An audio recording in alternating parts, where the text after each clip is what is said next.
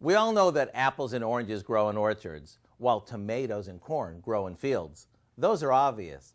But do you know that mushrooms are grown indoors in long buildings that almost look like army barracks, and that cranberries grow in bogs?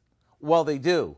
And when it comes time to harvest the cranberries, the bog, which during the growing season is a rocky sandy field filled with bushes, is flooded and the cranberries float to the top to be collected. Today we're going to show you how to turn these into a tasty relish that's a nice change of pace from your typical cooked or canned cranberry sauce. We start by placing a good amount of fresh or frozen cranberries in a food processor, along with an orange and an apple that we've chunked up.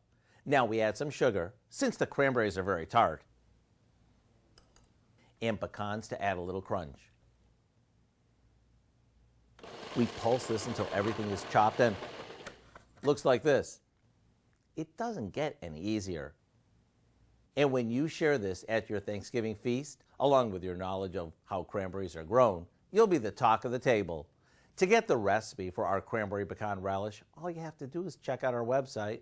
I'm Howard with Kelly in the Mr. Food Test Kitchen, where today we found a cranberry-licious way for you to say, ooh, it's so good.